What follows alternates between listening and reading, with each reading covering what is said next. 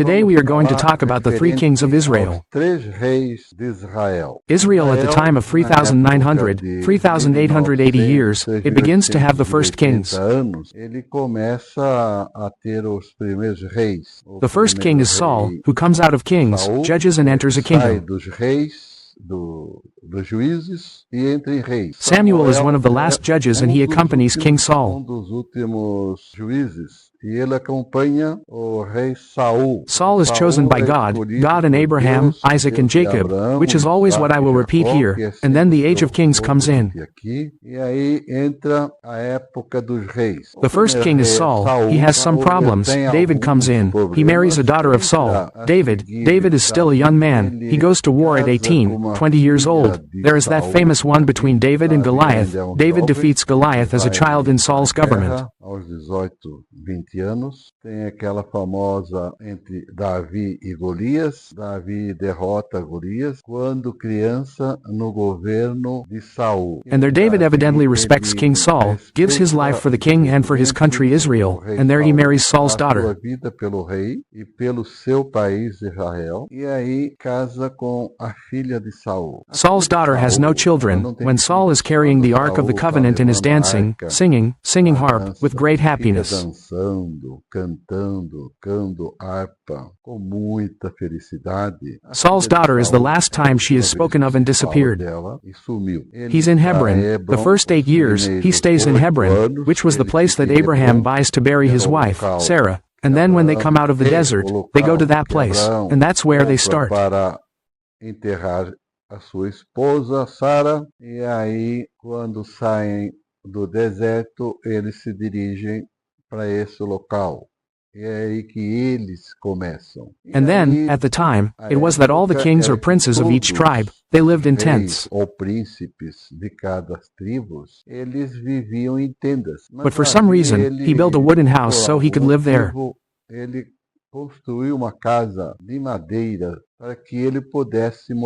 And then he found it interesting in his mind and would like him to do something to put the Ark of the Covenant that it was in the tabernacle that was made there in the desert.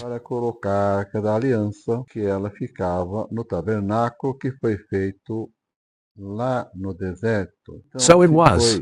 By his understanding and willingness to make this house for the Ark of the Covenant, God provides him with the project of God's house, to be done exactly as it is in the project.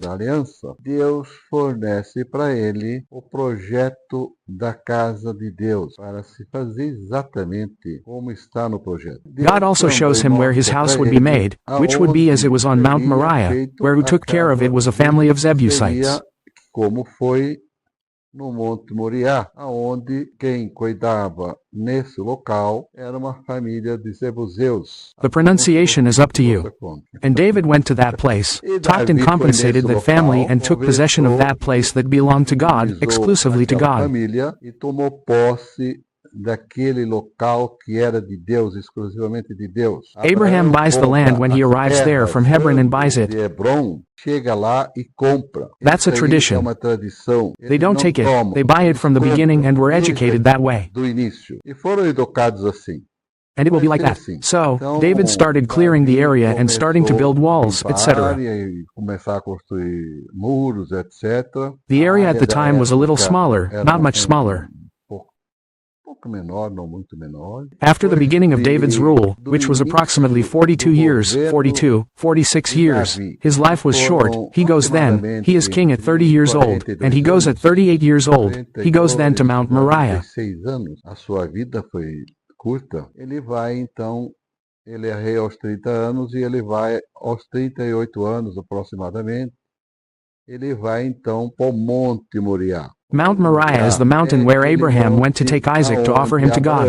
Foi levar Isaac para oferecê-lo a Deus. Just as God asks for it, he delivers it. God, seeing that he had already delivered Isaac, the angel did not grant that he had done the act. Because first you see it and then you break it. So, first he thought, he did and thought, and the angel did not let the act end. So where was God's house made? a casa de Deus. No, temple. There is a lot of talk today. The third temple. The third temple. I don't know what third. I don't think there was even the first. I don't know if there was the second. The third seems to be trying to do it and they can't. Não sei se teve o segundo. O terceiro parece que estão tentando fazer e não conseguem. So, there is the house of God. It was made according to his design. David, he had no enemies. In his reign there were no wars, there were no enemies. God says that where David was, he was together. And he pushed away, he took all his enemies out of his sight.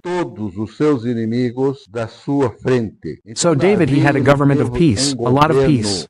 And then David goes into the city, passes the city into the city of Jerusalem.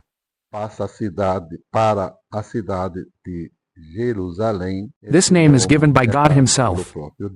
Until then it was a hill. The city did not exist until then. It starts there in the reign of David and God speaks to David.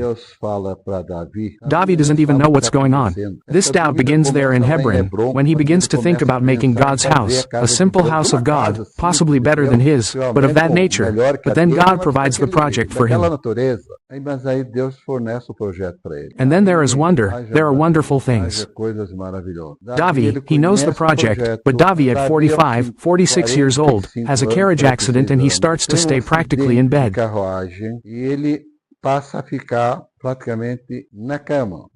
Davi is single. It is resolved that a wife be found for David. Of course it would have to be a virgin woman. And they went to find a wonderful woman, a beautiful woman. And David marries this girl. David is not an old man falling apart. No, David marries this woman. And in this marriage she has the first son, who is the firstborn, who is called Solomon. Solomon is the first son of the virgin.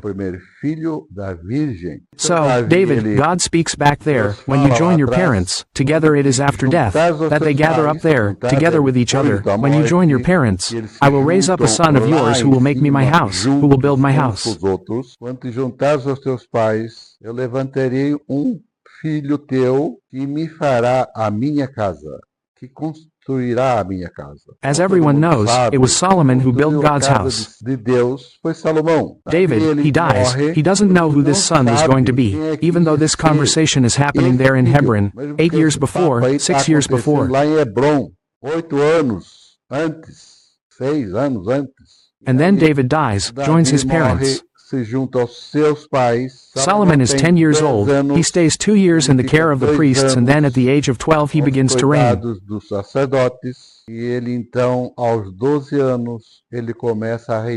Then the building of God's house begins. Davi does not participate. Solomon at 12, 15 years old he asks God for God to grant him the wisdom to be able to govern an innumerable multitude that is his people.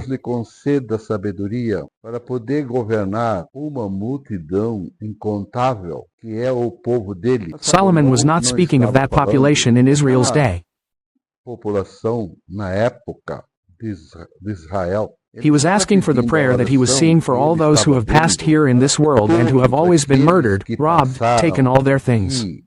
Neste mundo e que sempre foram assassinados, roubados, tomado todas as coisas deles. So, Solomon finishes the house of God, which is something inexplicable, but it has some wonderful parts.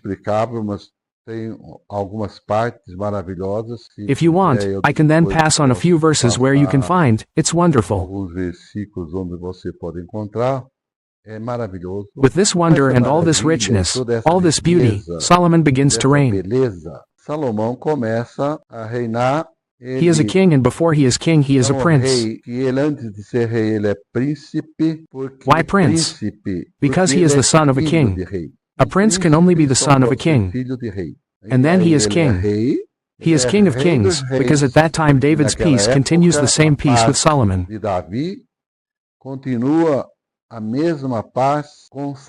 Solomon, he begins to receive the governments of the world to bring wisdom to the governance of the world, since his people had hitherto been barred from being the priest of this world. tinha sido impedido de ser os sacerdotes deste mundo. Solomon is the prince, he is the king, and he is the king of kings forever. Ele é o rei e ele é o rei dos reis para sempre. And then, one fine day, King Aaron, an acquaintance of his father, invites him to visit the gold and silver mines. Para visitar as minas de ouro e prata. Solomon, knowing all things, he accepts, because when he is praying, God speaks to him, "For all that you have asked, I will give you, and you have not asked me for a long life." Does Solomon travel to the nations again? A trap for Solomon? Solomon knew, but he was also aware that it was his time, and he accepted. When Solomon was already on the high seas, he invaded Jerusalem and all Israel. Invade Jerusalém e todo Israel. Solomon gets out of the ship, walks on the water. He goes to see what is happening in Israel, and he goes back to the boat, walking through the waters. He walked through the waters so that those people could see, have knowledge of his power.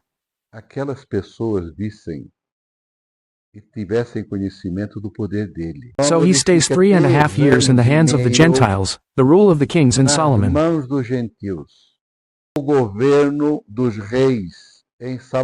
There are no more kings, Solomon has no children.